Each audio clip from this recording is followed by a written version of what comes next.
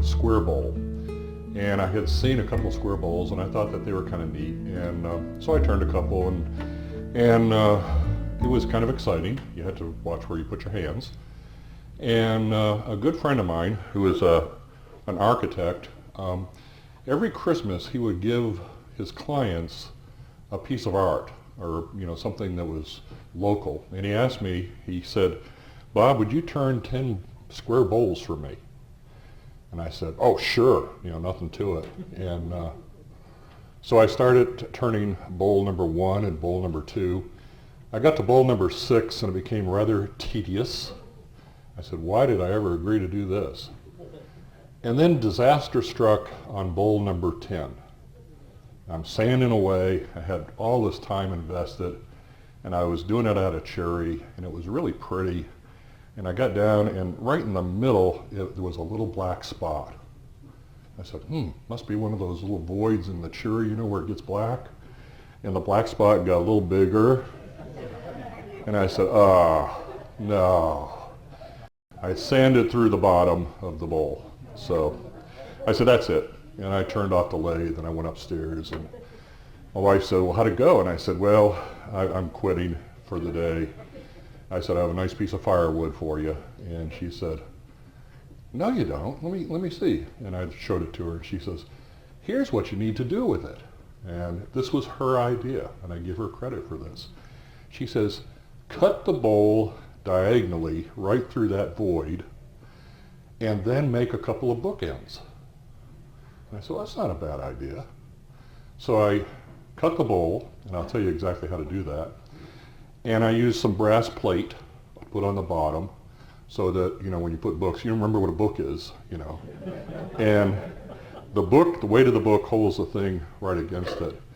And my gosh, it turned out pretty neat. And I have since made several square bowls. And let me show you, if you can see this. Let me make sure it's lined up here. But here is a square bowl that is turned into bookends. And I thought that was pretty cool. Now what we're also going to do today, and here's how it was originally. What we're also going to do in the second half, I'm going to teach you how to use gold leaf to put into accent the little star that we put in here. The bottom is a piece of brass, and where you get brass and where you get it cheap, and the only place I know in town is go to Westlake, Ace Hardware, and buy a kick plate for a door out of solid brass. And it's about $32, I think. And it's enough to make a lot of bookends. So, the first thing is that you have to have a square piece of wood, and I mean square.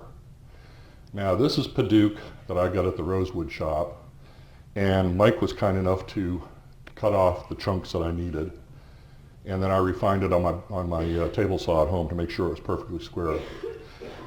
First thing you do is you draw a line from corner to corner, and then you take it to your drill press and you drill a 1/4 inch hole, and you drill it so that you've got space in the bottom and it acts as not only a place to put your screw chuck, but it gives you a guide as to how far down you need to go. And if you go too far down, it's not a problem.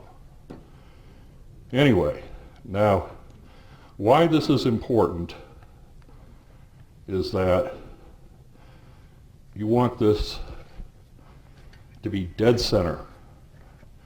And if you don't make it dead center, you'll find out later that you wish you had. Okay. The next thing you want to do is get a sacrificial piece of wood, and you drill a hole in it. And I know a lot of people use CA glue and other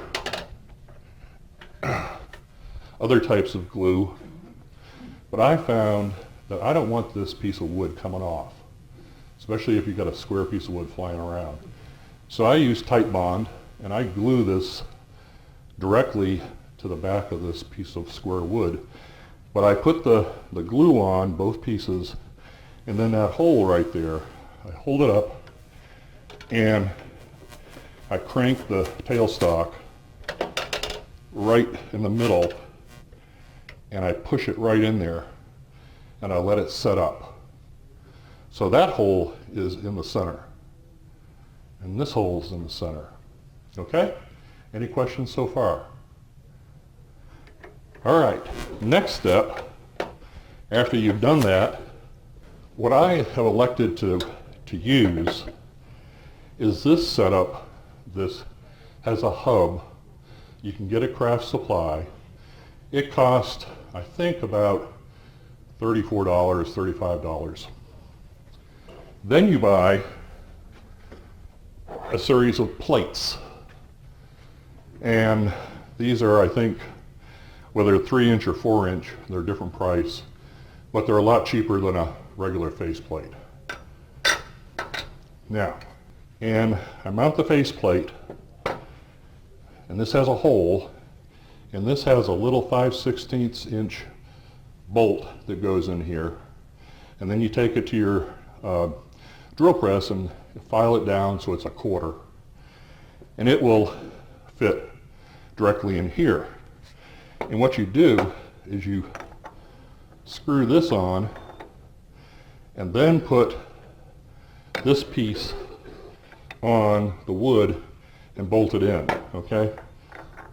I know that's a little bit ass backwards here because I've already done it to this bolt. And we're going to turn this one, and we'll start it off. And this morning, when I got ready to come in, I made sure I brought everything but the kitchen sink, and I did not bring a skew, but we're going to get by without it.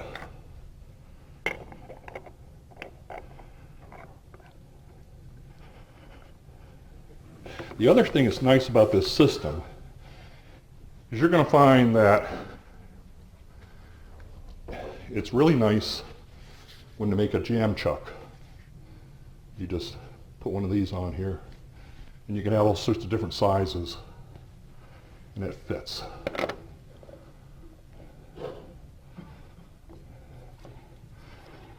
Now I'm going to show you two different tools that I use. This is the traditional glazier with a fingernail grind. Can you see that?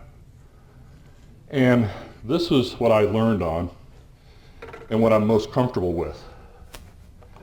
But I discovered a new favorite tool here, and I'll show you how this works. This is Easy Wood number 3, and it's a hollowing tool, and this flat tears the wood out. It just does a great job.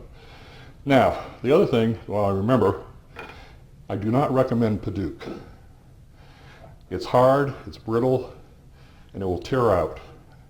No matter how carefully you work at it, even with a negative rake scraper, it's going to tear out.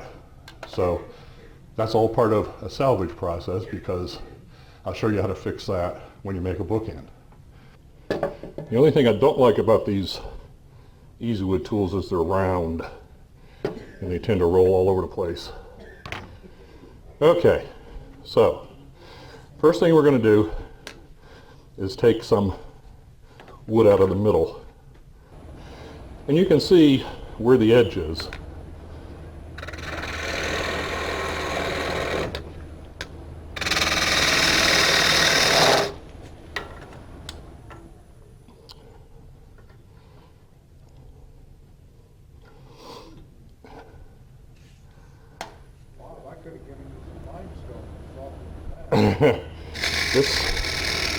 It's pretty nasty.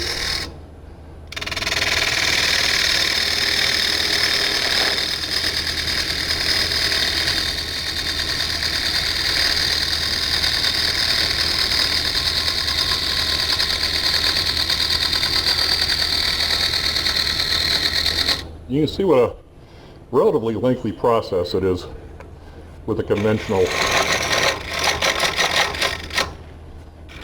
tool. Now we'll show you what the Easy Wood does.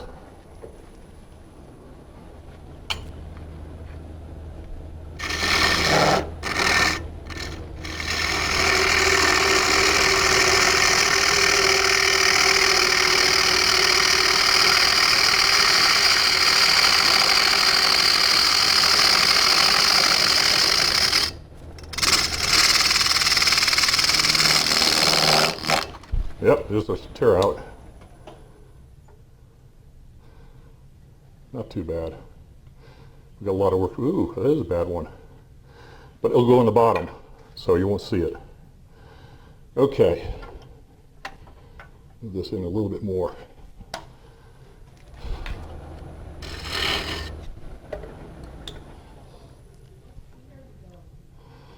I think it was 700. 1100, 1200.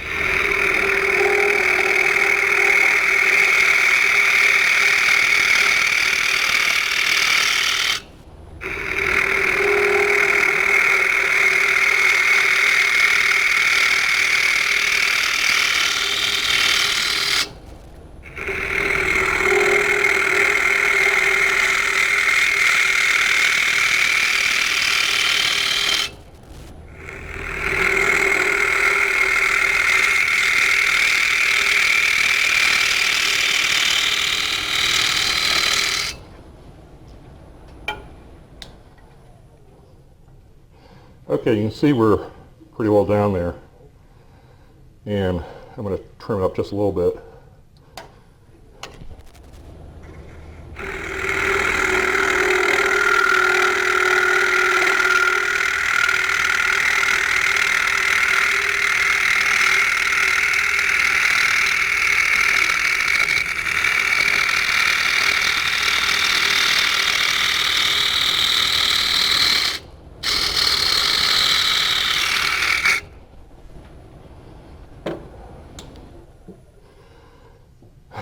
That stuff's pretty hard.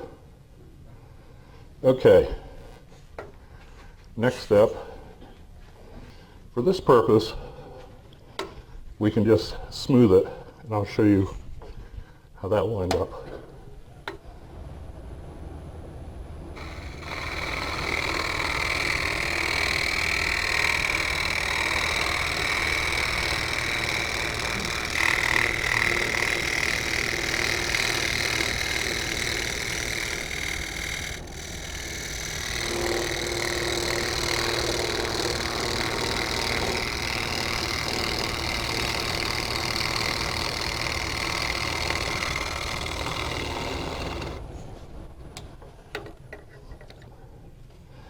And that's pretty good. I mean, it's pretty smooth. And now, here's another way to embellish it. It's kind of neat. This is the D-Way beading tool.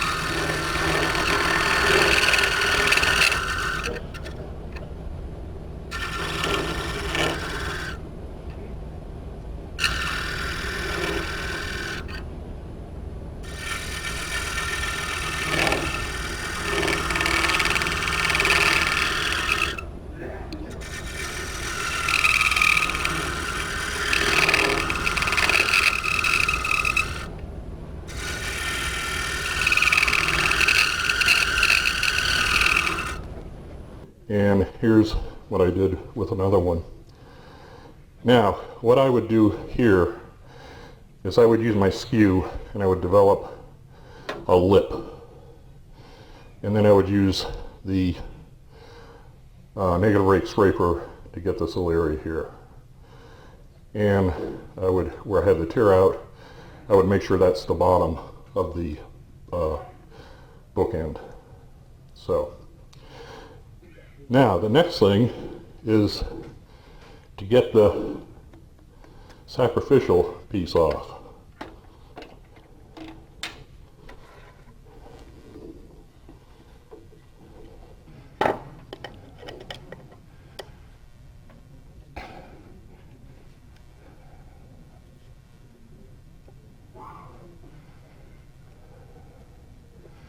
Now I used whatever wood I happen to have, and so in this case I used ash. And usually I use a impact driver, and these come out a lot faster. But these are 14, can you get that? They're 14 SPAX screws. They're great for face plates. And if you're doing a big bowl, you know, I put in ones that are like 1.5 inches. They're not drywall screws, that's for sure. Okay, now here's the beauty of this little hub. Okay, get that, put that in there. And there's a couple of things that are important at this point. Okay, get that lined up there. You're still using that center piece.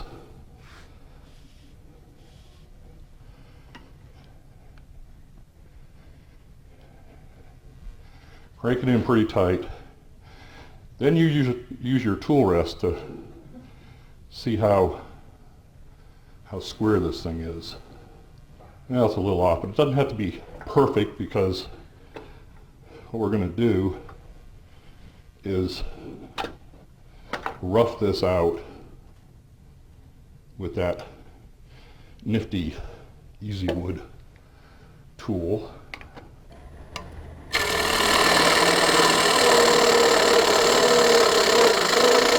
You can see how hard that Paduke was.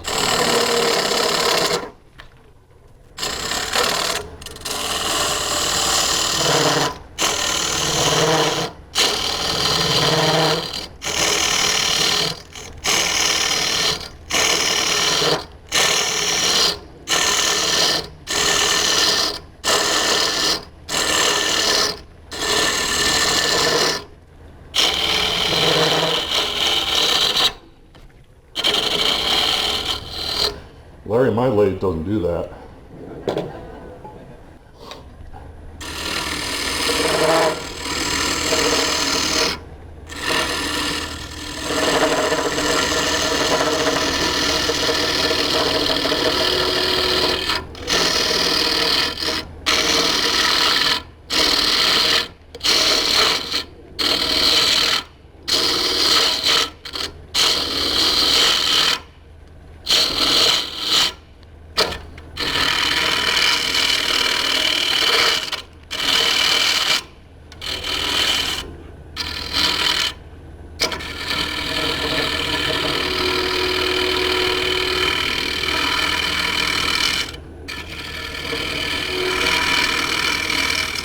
Okay, that's good enough.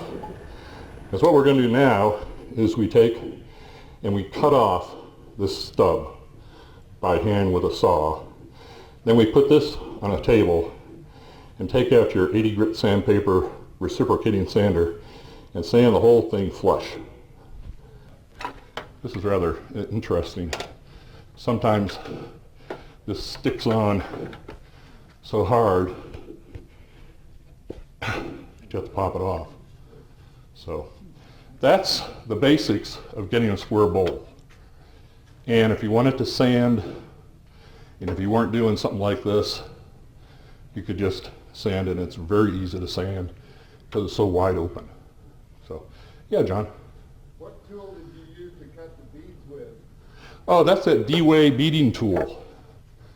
It's really a neat little tool. I think Larry demoed it a long time ago. But they come in various sizes. And the neat thing is to sharpen them. You sharpen the end. And you hold it upright. And it rolls in and does a really nice job. It's amazing. It's well worth it. Yeah. Pull that up in the center. Yeah. Yeah. All different sizes. I think they go from like a 16th to 3/8. D-Way tools. They're in I think Washington State. Good guy. Super guy. He sells the CBN wheels also. When you're sharpening it, you hold it on your tool rest and push it right into the wheel this way. When you're using it, you use it at an angle this way. Okay? Light cuts. Light cuts, and rock it. You rock it back and forth. One other thing that I learned early on in wood turning is if you're doing an interior cut, if you're doing something on the interior, the safest place to be is just a hair over center. If you're on the outside of a bowl doing an exterior cut, just be a hair below center. Because if you get a catch, there's no place for the gouge to go. If you're up above, you get a catch, there's plenty of wood to dig in. So it's the same thing on the inside. You want to be just above. On the outside, you want to be just below. Does that make sense? Okay. That's my pearl of wisdom for today. So, other questions?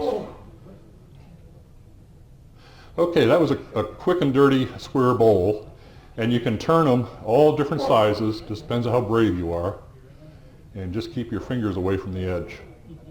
Okay, I'm going to tell you a little bit about how to embellish a square bowl and a couple of different ways that I have done it. And one that I like is to do that diamond starburst type of thing. And to do that, it's pretty simple. You get a flexible piece of plastic like this, and you lay it in the middle. And sometimes it's a good idea to mark the middle so that you get to the same place each time. And then you just simply draw a line.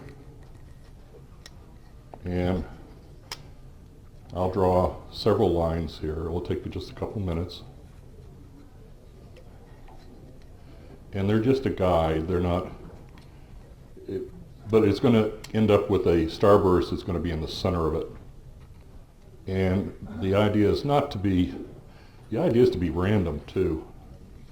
You don't want everything to be, exactly the same distance apart. And you just want to make sure that you've got something that you can sort of follow. Now, there's a bunch of different ways to do this. One way is to use a hand chisel like this one, and that's a V-gouge. And the way you typically would use this is you'd start it there, and then you have a little hammer or mallet that you would just knock down. Another one is the flex cut. Makes one by hand. It works the same way, and you just push that down. They work fine, but if you really want to get first class, Automac. This thing is a wonderful tool, and it was interesting because Ryobi came out with something that was very similar to this, and the Ryobi tool was $69, and this is closer to $300. And the problem with the Ryobi, they took them off the market because they fell apart. But, if you had 2 or 3 of them, and you didn't let them get too hot, they work fine. But I've taken this one apart and put lubricant in there and new springs and things like that. This is very well made in Japan. But you can't beat it. Okay.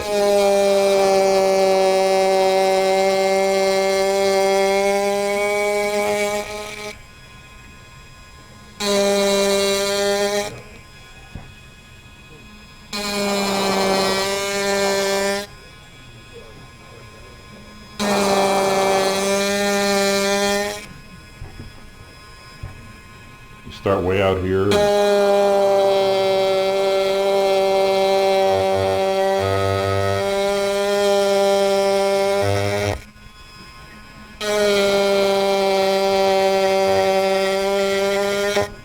Want me to turn my mic off?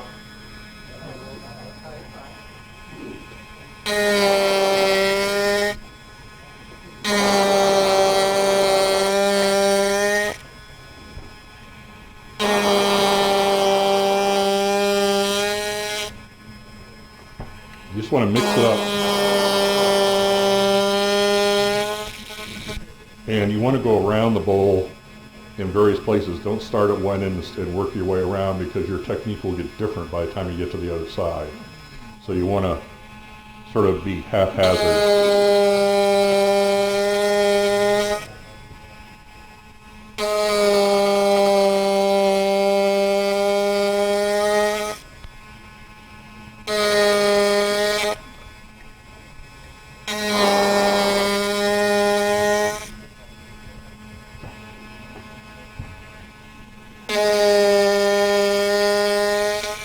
Okay, I think that's sufficient for demonstration purposes. And what you would do is you keep going around till you get to the point where you really like it. You don't have to sand that. That's the beauty of doing something that you carve with a V-gouge. Another technique that is really kind of cool is that with the flex cut, you can get obviously different types of gouges. And you can take this one off. Where do you get that tool, Bob? Automac is one that I think I ordered it from one of the big houses. You know, it's a pretty popular carving tool, and a lot of them will carry it. But it's something you get online. I haven't seen it around town. Okay, now this is the other thing that I use it for, is if I want to change it out a little bit and I want to do something to make these edges kind of unique. And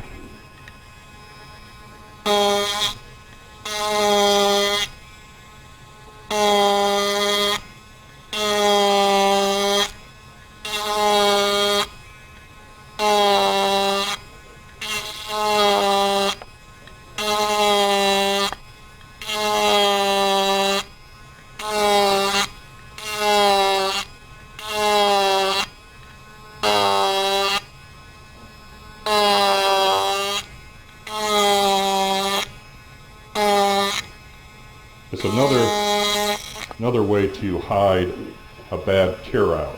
But what you want to get is the look that's a little bit like water, or a little like a pond or something. It has kind of ripples and stuff. And you do that all the way around. And what I should have had, it was a little bit tighter gouge. I think this one might be a little tighter. You say tighter, what do you mean? Well, a little closer to not a V gouge, but something that's a little more of a curve to it. But I like the flex cut, and you can get the whole. You can get a set of 14. You can get a set of 4. They're expensive, but they're well worth it. Yeah, that one's got a little bit more of a.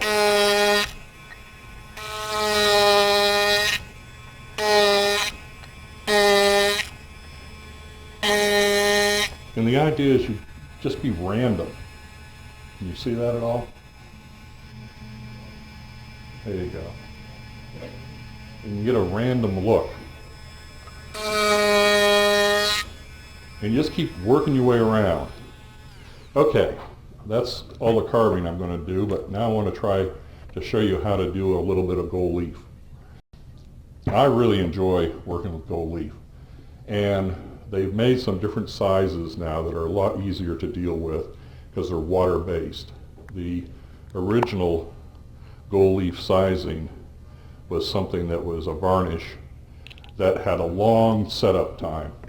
You'd put it on and you'd have to wait 6 or 8 hours for it to be ready for the gold leaf. On this one, you don't have to wait near that long. But what I would do with this is that I would put some kind of finish on first to seal the wood. But we don't have time for that today, so I'm just going to put this directly on the wood, and it should work out okay. What is that you're putting on? This is the water-based adhesive size. This is what glues the gold leaf to the wood. Bob, Yeah. you finished, put your sealer on before you carve or after? I put the sealer on first, and then I do the gold leaf. Did you carve it? I carve it first, and then I seal everything. Some people that use gold leaf will actually use almost a Chinese red paint under the gold leaf. Some people even use gesso to make it super smooth, and then they put a red paint that helps to set the gold leaf off and make it even more gold. Now I'm just going to do a couple of these, and it won't take long for this to set up at all, and you'll get the idea of how this works. What do you seal with first? Oh, I would use your water locks. I would use mylan sealant. I mean, I would use anything that you want to use, and ultimately I'd probably use what you would use to finish with. You know, maybe you want to use 2 or 3 coats, and you know, go ahead and do that. Do your carving first, and then put your sealant on there, and then come back and put the sizing on. Okay.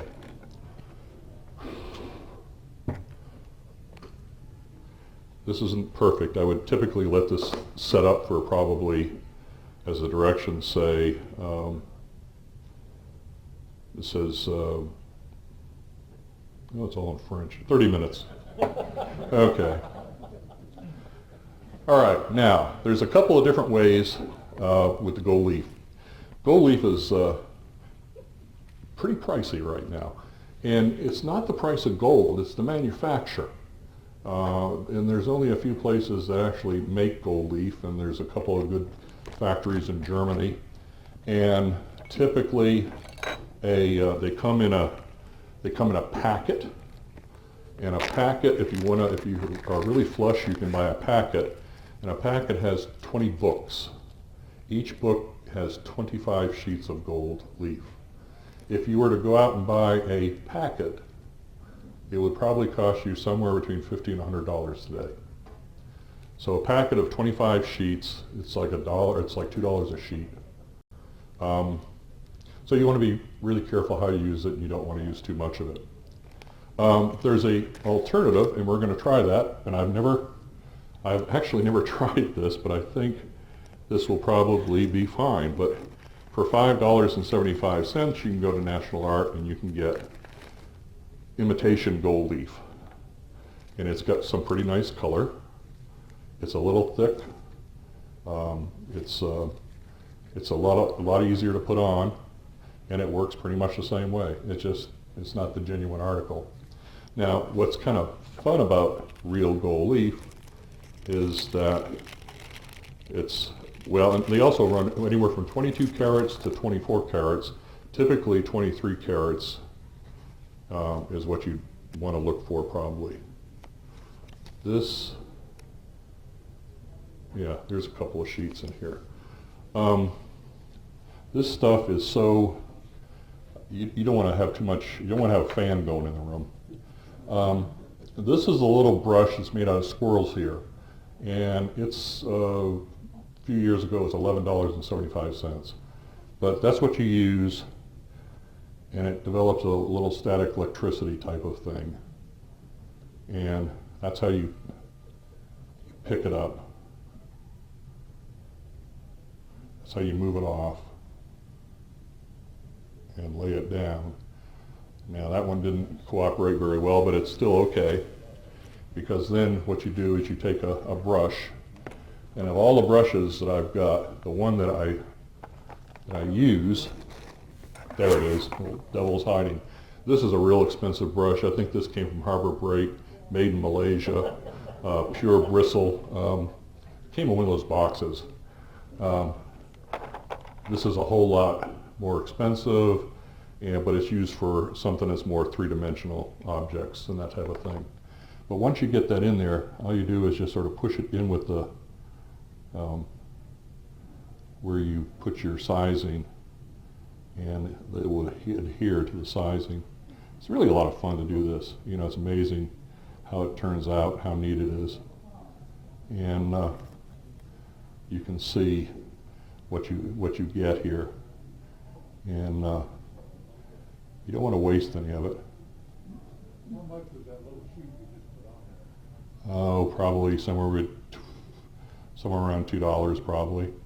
Now, let's try something. Let's try the imitation and see how much different it is. I would think I would today, especially if you're doing this for Waverly House or something, I think that the imitation would probably be fine. I made a bowl one time that I carved leaves coming out of the wood like it was an underground river or something, and I just took 3 leaves out of probably 20, and I just hit them with gold leaf and they just popped, and it sort of made the whole bowl very unique. And I was telling Larry the other day that when we moved into our house, they had a brass number on the side of our garage, and the brass through the years turned brown and just looked icky. I took it down and I hit it with gold leaf, and it's been up there for 10 years and it hasn't tarnished. It looks just as bright as it did, and there's nothing on it but gold leaf. Did you ever burnish it? Yeah, there's a way to burnish it, and you use what they call an agate tooth. And I got some agate and wrapped them on the end of a little pencil type thing to use to burnish. All right, let's try this stuff. This is also made in Germany, and it comes in a bigger book. The little books are 3 1/4 inches square, and this one, I think you could just about pick it up with your fingers. Where's the real gold leaf available here? It's not. Well, I think National Art you can probably get some, but most of the time it's like Dick Blick or somebody like that has it, and it comes in all different colors. It comes in silver, it comes in variegated colors.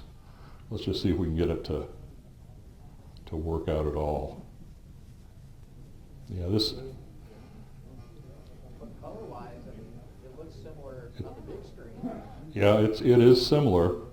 It's obviously not quite as malleable, and it's not quite as, but I think a lot of that has to do with the sizing. The imitation? Didn't mean to put you on the spot. I sort of like the genuine article. If you're going to go to the trouble, you know, we'll go ahead and do it. And I was fortunate enough, probably about 10 or 12 years ago, to buy a packet. So I could never afford to buy a packet today, but I've got enough gold leaf to last me for some time, unless they get kind of crazy.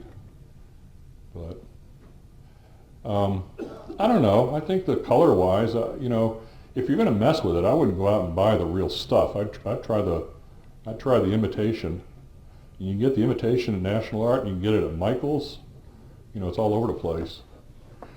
And let me show you one other thing you need to do. That's the other thing is really nice, is when you're working with relief, you can correct a lot of mistakes by sanding the outside, and it gets rid of what you might have. You got some sizing that I'm going to say it's probably 320. You can use sandpaper also. In any case, that I encourage people to go ahead and try some, you know, this sizing, is only $3.99. You know, for less than $10 you can get a pack of imitation gold leaf, and you can have a lot of fun with it.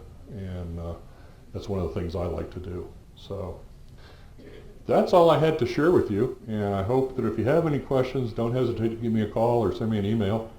I'll be happy to help you out, and let me pass around those bookends that are done so you can get a close-up look at those. Oh,